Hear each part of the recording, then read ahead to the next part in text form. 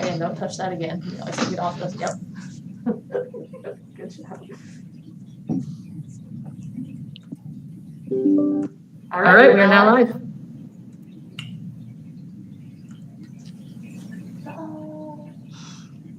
Okay. Well, I think we should probably call the meeting to order, and Carol can take over when she arrives. Glad that we could all get together. The last time we met was June 3rd, and my birthday. And the first item on the agenda is the approval of the minutes. Remember when, because this is a virtual meeting, you should all identify yourselves when you're either making a motion or seconding a motion. So has everybody read the minutes on June 3rd, or do you need some time? Everybody's looked at them? Okay. Carter, also? I'm good. Is there a motion to approve the minutes from the June 3rd meeting? So moved. Carter. And Carter, it's Carter Webb, yeah. Okay, thank So you. moved, sorry. Is there a second? Is there a second for the motion to approve the minutes? Mike Hahn, I'll second. Okay, Mike Hahn is second. All in favor? Mike, how do you vote? Aye. Rick? Aye also. Carter? Aye. And Alan Eskovitz, I approve also. So minutes have been approved for June 3rd. I don't believe there's any updated reports. John, do you have anything to report? No, sir, I don't at the moment. Okay, there's nothing from our outside counsel, so let's move on to, is there any unfinished business from last time we met on June 3rd? I don't believe so. So we do have one item, and it's a pretty lengthy item.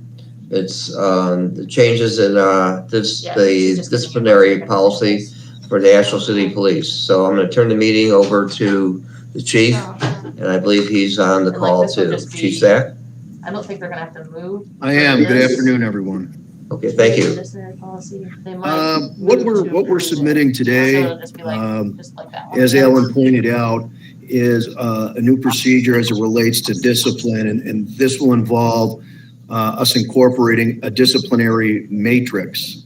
And just to give some background on how we've arrived at this policy, shortly after my arrival here in February, when I was meeting with employees and employee groups, the issue of discipline came up often. And most of the concerns were about consistency, fairness, and really an understanding of how the process worked and how penalties were arrived at. And of course, I think with the numerous leadership changes that the department had experienced over time, there were a lot of inconsistencies, and discipline became more, the whim of who was ever in the chair at the time. And it just created a tremendous amount of confusion. And again, maybe belief system wasn't always fair and equitable to the public. And that's just as important. So when the employee groups, the PBA and FOP and I sat down, productive experiences, and many of us were aware that many big agencies in the country, not just big agencies, but large and small, sufficient punitive damage when rules are violated. There's a lot of models out there. Specifically, we researched models in Cleveland, San Diego, New York City, and some other agencies to try to find something that would fit best for our agencies. And I'll tell you, hats off to Sergeant Rick Tullis, who I know was on this call. He did a tremendous amount of research and a tremendous amount of legwork, and he had the unenviable task of keeping me on track with this whole process, and he did a great job with that. A disciplinary matrix is a best practice in law enforcement.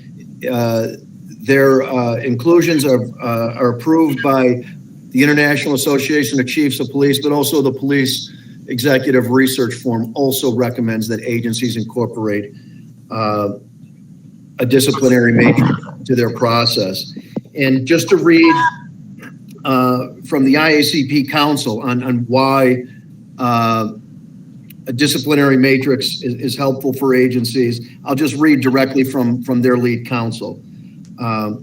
It's as follows: a well-crafted discipline matrix containing a list of punitive corrections for specific policy violations can help provide transparency to the public, communicate expectations to employees, serve as evidence in litigation, and reduce agency liability. So that's what a disciplinary matrix does. This is something that was worked out. I felt both employee groups thought it was a great idea, and this was something that we worked collectively on.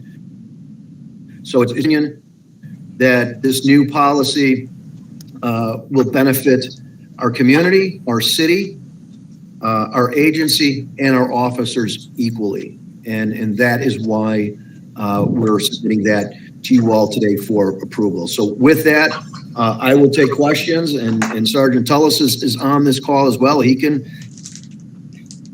answer any, and we'll just turn it back over to you all.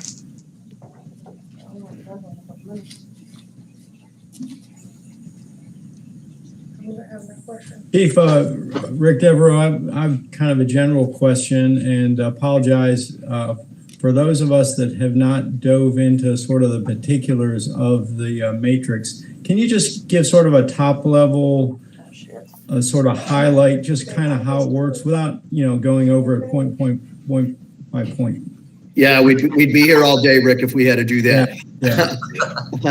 Generally speaking, what we're taking into account is, we know there are going to be violations of rules and policies, and the severity of, those policies will dictate, or those violations will dictate the level of punishment. And we place those violations in categories of severity.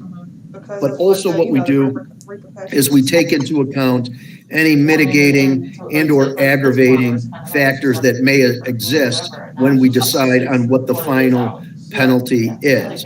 So we're kind of like prioritizing with severity of violation, but also taking into account an officer's experience, an officer's intent, an officer's past history, and level of performance, all those things that should be taken into account when we decide on what sort of punitive action may be necessary to address a certain issue. But it also, again, kind of, it lets the public know, again, what are the most serious violations that can occur, but also how we come to a conclusion on how we administer those punitive actions. So there's flexibility, but there's also structure. That is definitely more, again, transparent, but also more clear. And that's important, again, for the community, but also for our officers to know what the expectations are. But it also establishes when your discipline is in line with best practices and your discipline is meeting industry standards, and is what is accepted in the industry. I think our city attorney will tell you when that discipline is applied across the board and evenly, particular punishment different for this officer or this city employee than it did for another city employee. Why? What were the extenuating circumstances? What were the mitigating factors? What were the aggravating factors? It lays things out much more clearly and much more effectively. Yeah, which is why it's recommended by our industry leaders. So then, if you need to jump in and say anything or Thanks. say Yeah, that helps. Started, you can do it from your phone too.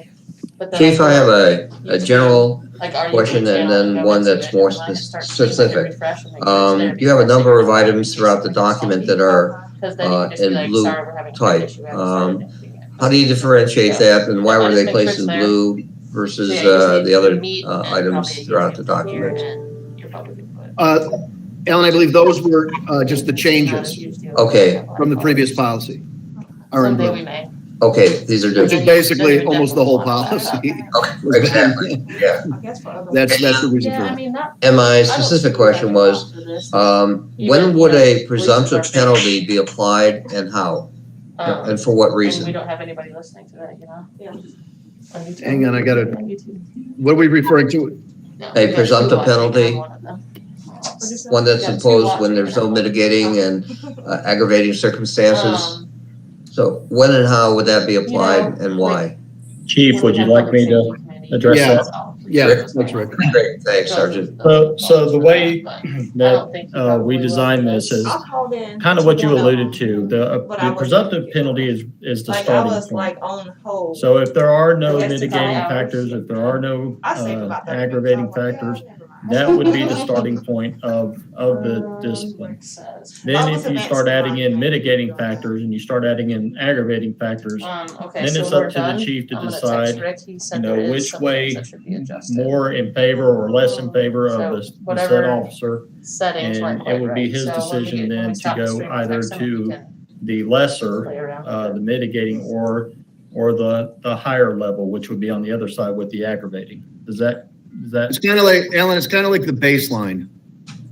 You Okay, know, if no other factors present, this is where we're at, and we just kind of fall in line with wherever that, we've decided that punitive action lies within the disciplinary process. So it's just the baseline.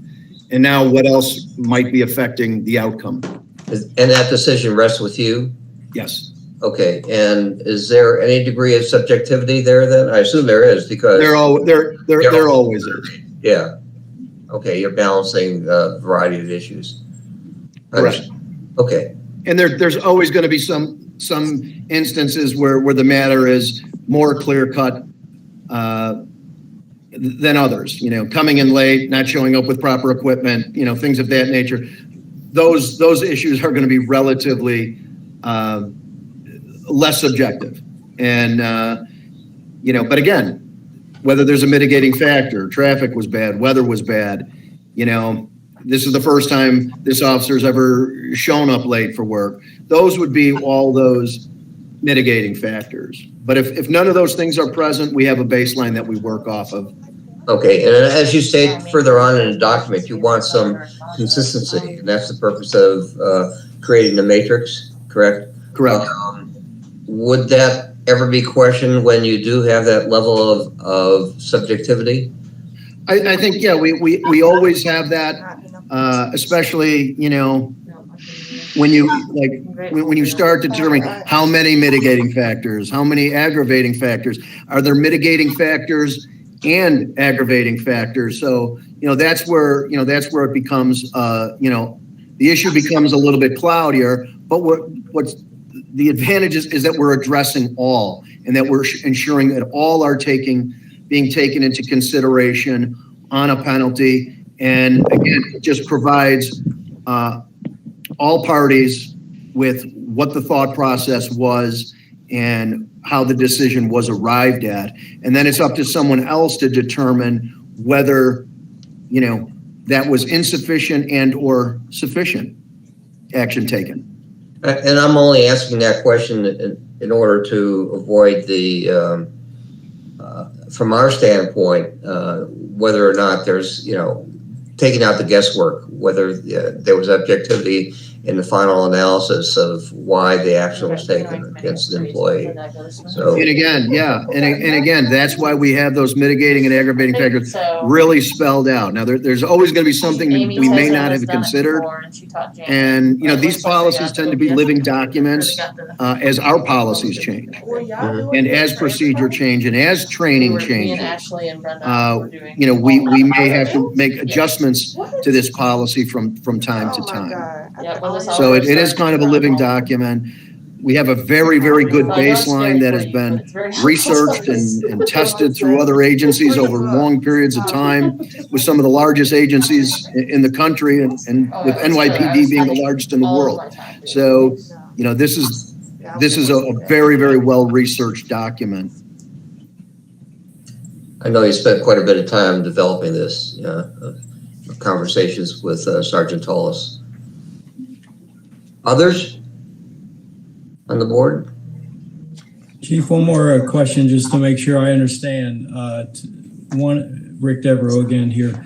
The category E offenses or violations, I mean, those are sort of the most serious, it looks like, that really, as the wording says, that are contrary to the core values of the department. And down there, one of the examples is, I guess it's I-11, truthfulness. So if an officer were sort of charged, maybe submitting some kind of a false report or something like that with some untruthful statements, and it was found that he did that willfully, he or she, the presumptive sort of punishment would be a suspension, as it outlines there, reduction in rank by 2 steps. But then, depending if there were aggravating circumstances, this could be as much as termination, or if there were mitigating factors, then still there would be the idea is there'd be a suspension that would occur, but not quite as lengthy and not the same reduction in rank to the same degree. Do I have that? Correct. But basically what we're saying is there is no circumstance that exists within the police department, regardless of what the issue is at hand, that any lack of truthfulness will be tolerated on any level. Okay. And that is the purpose. Now, if you said I was late because the traffic was bad and the traffic wasn't bad, you're still going on the beach. Gotcha. But certainly if you lie on a report or you lie under oath or you alter a document, anything, you're gone.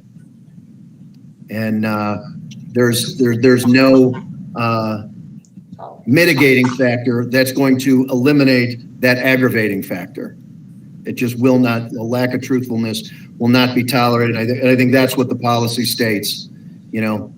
Any sort of lack of truthfulness will result in certain disciplinary action. Copy that. Thank you.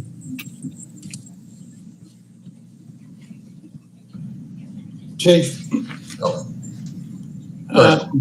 I've got a question, but I've also got a sort of an opinion. My hat's off to you and Rick for, after 16, 17 years, finally eliminating some of the ambiguity in the disciplinary policy at APD. I think it's been 17 or 18, absolutely outstanding job, and everybody involved. The only question I have is, and this may not mean anything, one of the sections says all suspension days will be based on an 8-hour day. How does that affect workers who don't work 8-hour shifts? She's never said anything that's. Well, I mean, we are talking about, when we talk about, an unpaid suspension or a paid suspension. For more than a minute, then the stream is done. Reverse. So, yeah. When we're talking about a suspension where pay is involved, the schedule is really irrelevant. I mean, we're talking about the 2,080-hour work year, and 1 day off is considered an 8-hour tour, where we would suspend for that length of time. Definitely not ideal. If that kind of makes sense. We don't want to say, because another employee, when you streamline, for example, that works an 8-hour schedule gets a suspension, and it's a one day suspension. That you're launching here. But as someone who works a 12-hour tour, their 1 day suspension is now 12 hours. We're just, again, just kind of consistency That's on the meeting, like when in how that would be applied, whether you're working, a full 9 to 5 schedule, which many employees here are, and as versus like the patrol schedule where you have the 12-hour day. So we're just kind of clarifying what a day is when we determine penalty. Okay, it's just like if somebody was suspended for 4 days. Would it be 4 12-hour days or 4 8-hour days? I mean, Yeah. in years past, if you were working a 10-hour shift or 12-hour shift or an 8-hour shift or 7.5-hour shift, your day was whatever you were working. So if you're suspending somebody for All the meeting changed. 5 days, you know, is it a total of 40 hours? Or because somebody may have been more than 40 hours in less than 5 days? And it would be the cumulative hours. It would Okay. be the cumulative hours. That's the idea behind it. I know Rick wants to chime in here too. That's what I was gonna say is the way it was designed is it's cumulative hours. So however, whenever they meet that hour threshold, whether it's in a 5-day period or a 3-day period, that's the way it was designed. Okay, so if they were suspended for a day and they're on patrol, they'd be off for 8 hours, but then come in the remaining 4. Does that make sense? It would depend whether it was an unpaid suspension or paid suspension, really on which way we went with that. Okay, I mean, it's just for the officers to know, it was my question, because if you're suspended for 4 days, is it 4 of my days or is it 4 of a city hall employee's days? Yeah, Yeah. And and that, that's why the purpose is defining the 8 hours is a day. okay, yeah, because that came up before when they were trying to figure out what a holiday was. So, And for board members, this is a good place for a brief reminder that under your new substantive rule about jurisdiction, it's at least as far as, and I think, Mike, your point is a valid one to consider just over the meaning of the policy period and well taken in that point. You would not hear anything of a suspension. It wouldn't be in your jurisdiction to hear it as a board until it's a 14-day suspension. And that's calendar days for the very reason that you're getting at, Mike, that because your emergency services personnel don't work a day in the same sense that somebody at the, a wastewater plant might work, for example. So it's, that kind of rounds it out for where your jurisdiction as a hearing matter might. I don't want that job either. That's just what I'm saying. Yeah. Got to. And if I can just add, that's exactly why we designed that policy with the suspensions as they are, with that I'm 14-day grateful. break Oh, look, to align we with might be available. what your jurisdiction will cover. 24/7. Yeah. yeah, I mean, and only because And he got hired like. city right employs a now. lot of people, and not everybody Yeah, that 7.5 hour weekly protest, I days. don't think he slept that Yeah. Just so that it was clear, because to just say 8-hour day, well, my day's 12 hours, even though I don't work as many of them in the week.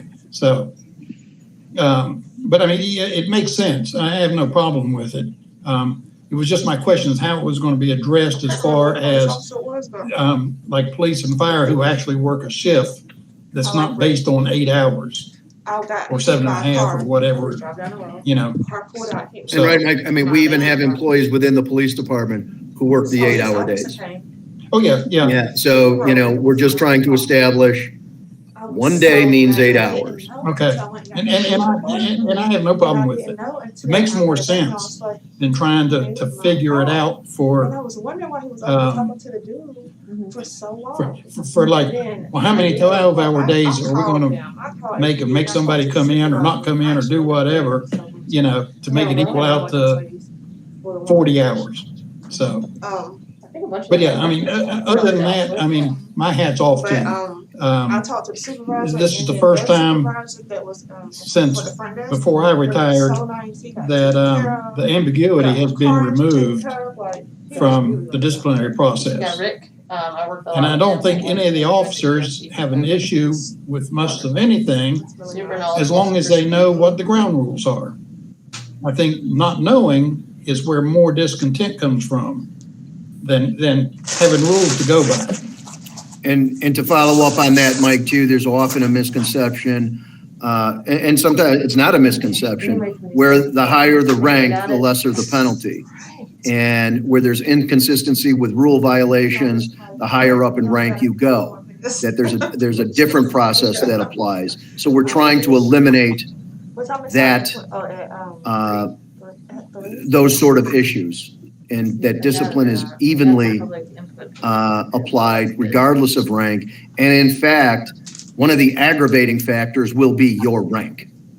So the mistake that a patrol officer makes, and if a supervisor makes that same mistake, there's a higher expectation for that supervisor's behavior. So that is an aggravating factor.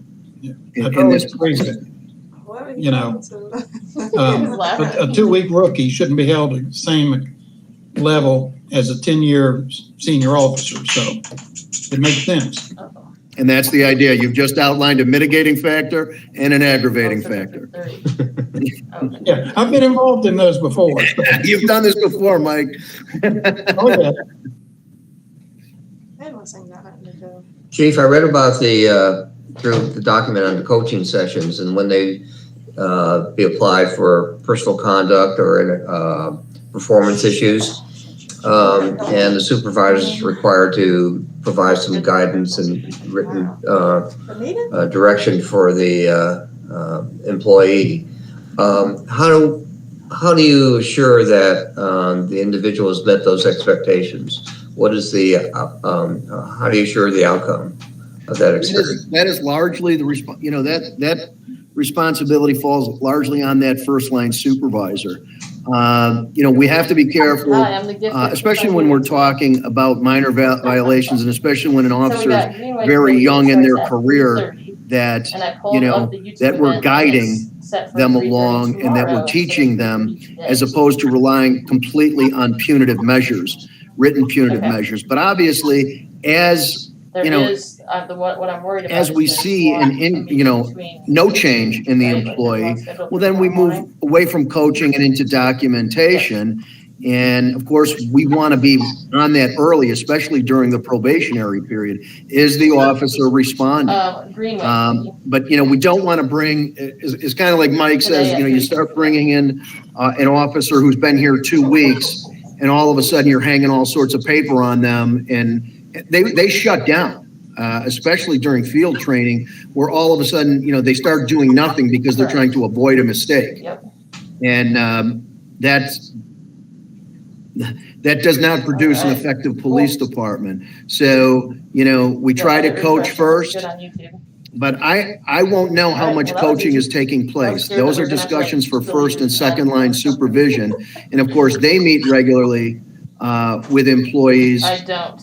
To and have those discussions, and when the coaching's not working, then we move into the written documentation. Does that experience and documentation remain in their portfolio permanently, or after a period of time is it dismissed? The fact that they had that coaching requirement. Well, again, the coaching isn't always documented. A lot of times it's just, especially on minor violations. Okay. That's not necessarily going to be documented. Okay. Chief, a lot of this is going to fall on first line supervisors.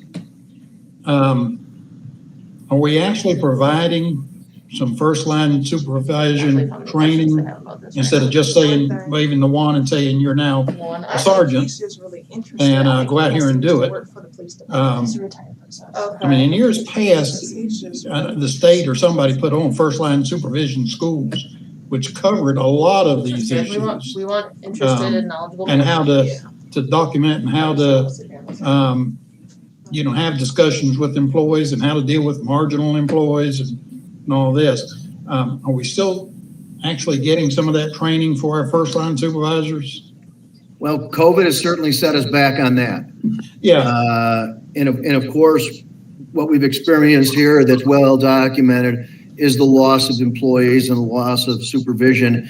And we do have some very young supervisors, but we are constantly looking at trainings and what's being offered to really hone those leadership skills. So, but we also have, what we're hoping is our lieutenants and captains act as mentors and guide these sergeants along, and making sure that they understand what those stripes on your shoulder mean and the responsibility that comes with that. And it does come with greater responsibility, but just like anything else, we've got to hone their skills too. And that's how sergeants become lieutenants, is, when they understand their job, when they understand their responsibilities, and they're able to execute and make these difficult decisions, that they know when to coach, they know when to discipline. And of course, we have to do our very best to train them and to make sure that they understand why the rules are in effect, what the purpose behind the policies are, and also when to use discretion and when to use, to go to a more documented, a more formal process. But yeah, we need work there. There's no question. And you can never have too much leadership training. I don't think we have to look at just what's available, through the county and through the state. We have to look all over the country for leadership schools. I was fortunate enough in my career to be sent many places for some of the best training that there is, and we will explore all those options with our employees as well. Yeah, it's in years past in dealing with younger employees, a lot of times I found that some of the in-service training by their own supervisors, people they looked up to, actually was more beneficial to them than a stranger from Raleigh or a stranger from AB Tech. Because they deal with them every day. So, yeah, I mean, in service, any kind of training, Specifically here. even with the sergeants. So I was kind of doing. Because a lot of times you've just been riding around in a patrol car and all of a sudden you're a sergeant, and nobody ever thought, what am I supposed to do? But It's, Barbara left. Yeah, you're a sergeant, here you go. Yeah. Go supervise. But I think this is kind of where the matrix comes in handy as well. Because the matrix itself provides structure and provides guidance, where these are the rules, these are the expectations. And as they see the matrix being applied, that will be a learning process, not only for the individual employees, but also supervision as well. This is how this is properly applied. These are the things that we're looking at, and these are the outcomes. And as you're working within the system, you learn from it. And hopefully when you reach supervision, you'll become even more aware of it. And again, but we will continually always explore every option to improve leadership skills here. It's vital. Well, I think you've taken a giant step forward just with this. I know. I may not always like something somebody told me, but if I knew that's what I was supposed to be doing, I didn't have a problem with it. So it's much easier to accept. Right. One more question from me. Chief, how will this matrix be distributed and explained to the rank and file going forward? All will receive copies. This will go into our Power DMS. We will roll this out at roll call briefings. Everyone will have a copy of it. They will be tested on it to make sure that they understand it. And we will roll it out. And I mean, this is a huge change for the agency. And I know just from 35 years of experience, when a memo comes out on discipline, everybody reads it.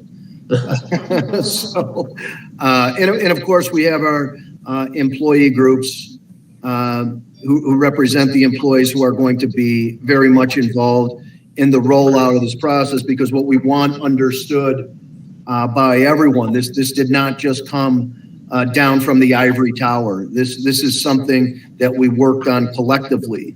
And I think it really demonstrates the leadership in our employee groups, that they understand the importance of accountability. They understand the importance that discipline sometimes plays in that, but they also want to make sure that the process is equitable and fair, and that they understand it and that it's applied evenly.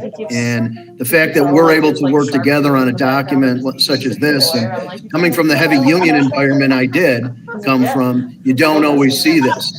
But this was a collaboration, and I think when we're collaborating in the fashion that we are, the acceptance from the rank and file will come much, much easier. They stopped doing it. Chief, on that note, you mentioned that this document will also go a long ways towards providing transparency with the public, because with all the interest in professional So a lot of people have knee standards, replacements. police conduct, And misconduct. a lot of the older people I mean, have I know it would be maybe Yeah. difficult to sort of translate all the technical aspects of this kind of policy to the public, but are you planning on any kind of use of it to help improve confidence within the public in police accountability and discipline? I mean, I don't think it was something that we were looking to hold a press conference on or anything like that. But I mean, certainly that, you know, we're going to roll this out through our social media and so forth. And I mean, the policies are public. So it's, you know, it's there for people to see. Certainly, if we get questions on it, we'll answer those questions. Yeah. I mean, it just seems to me like to help answer the question, well, what are you doing, you know, in the wake of George Floyd, et cetera, et cetera, et cetera. This is one of those sort of concrete measures that a department can point to where, you know, whether you agree or disagree, too lenient, too tough, you go, well, man, they're putting structure out there. Yeah. And I think that's important is the structure. Yeah. The structure can be debated, Yeah. but, you know, no structure, you know, is not good. Right. So this is a jump off point. And again, this is something that's been vetted by agencies far larger than us for far longer periods of time. So we didn't just invent something here. I mean, a lot of them don't know. They think You know, we took a lot of guidance here. Of course, it does become agency specific at a certain point, but for the most part, we stayed pretty true to the research that was done here. Thanks. Are there any other questions on the document? Mr. Chairman, I would just like to offer what I think is a very ticky-tacky editorial thing, Chief Zach and Mr. Tellis. On Category D, I noticed you've got violations that are contrary to the core values of APD or that involved. And it says a substantial risk of an officer or public safety or repeated acts. Is that meant to be substantial risk to an officer or to public safety? I'm looking up that one right now.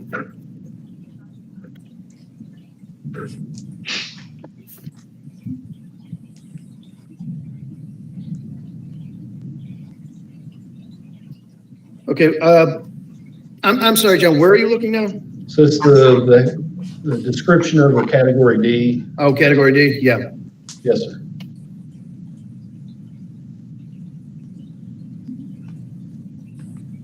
And I think what you're getting at is that the violations under there might have posed a risk to either that officer or other officers or the public. And it just says of an officer. So I don't know if there was something, I was looking for an officer, you know, of an officer doing something else in that sentence, and it lost me. I think Rick's agreeing with me. Yeah, I'm just a little bit confused as to what you're asking in particular, John, with it. Chief, can I chime in? Sure. What am I missing?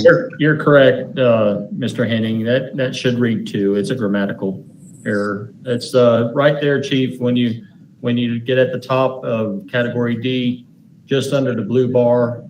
Yeah. The description of Category D says substantial risk of an officer, and it should read substantial risk to an officer. Oh, okay, yeah. That's just. I totally read straight through that. I can't help acting Good like catch. I apologize. Good catch, John. Thank you. That I didn't know where you were going, and I was like, I don't understand. And as I'm reading it, I'm still not picking it up. Thank you. But, Lawyers get paid to read the fine print. He's really good too. Okay, let's motion. Let's motion. That's all I have, unless anyone has. Was any of the legal department, the city of Asheville, involved with this? John Maddox, were you? Didn't know if you had anything to say about this or. This is really, one of those things. It's a matter of departmental policy. It's, if they have any questions about where the guidelines should exist or where, gives given my role with the department and these employee disciplinary matters, that they'll seek it out. But this is pure policy and pure policy making. And, it'll intersect with the legal process at some point, but I'm very happy at moments like this to say, you guys figure out what you want to do. And I think in this case, they worked very hard to do something equitable, which is certainly always a concern from our department.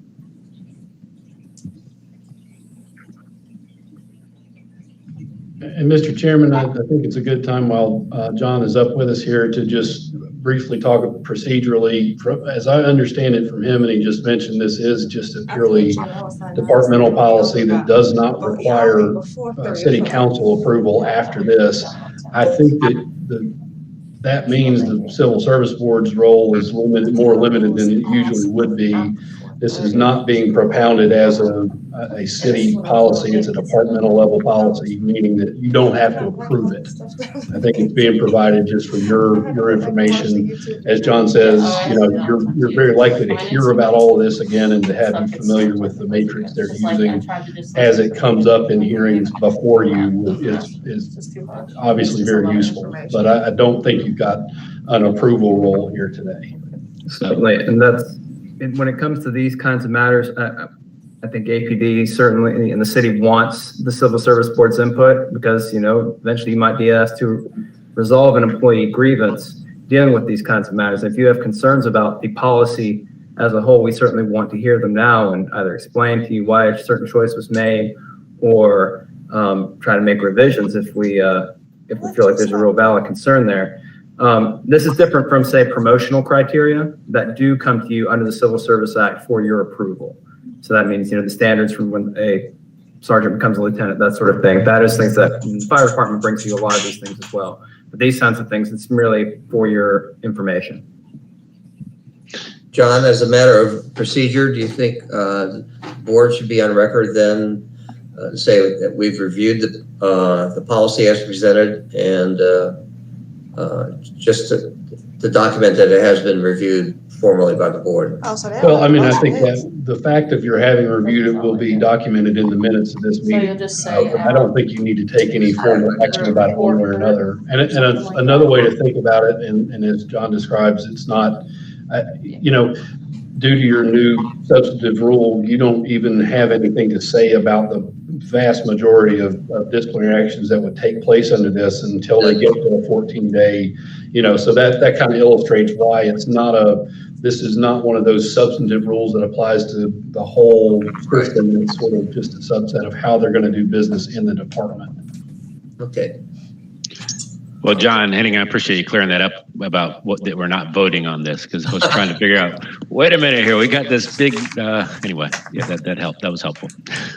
Is this your opinion? Well, Chief, are there any other comments from the board?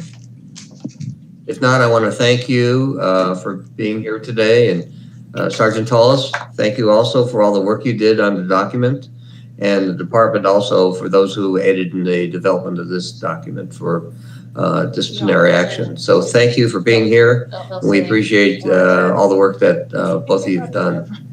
Cut the video off before. Thank you. Thanks. Sure, we've done hundreds of these over the year.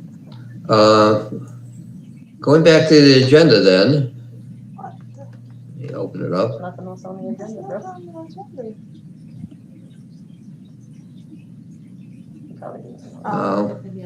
I don't know if there's any members of the public who are present today and if they want to make any comments before the board. Are there any today? No, we don't have any live comments. Okay, no live comments. Any agenda items for future meetings then from the board? Not hearing any. Let me take a motion then for the adjournment. Anybody want to propose a motion for adjournment? Mike, I'll move. Oh, Mike, okay. Is there a second? Second. Rick Devereaux is second. Okay, Mike, your vote? Formally vote? No. Aye, okay, Rick, Aye. Carter, Aye. and myself. Thank you, Alan. Aye. I appreciate all of you being here. I'm hopefully Carol will be here at our next meeting, whether it's September, or I should say, going forth, October. Or I don't know if there'll be any business at that time or not, but thank you and be safe out there. Thanks, folks. Bye, everybody. Thanks, good seeing everybody.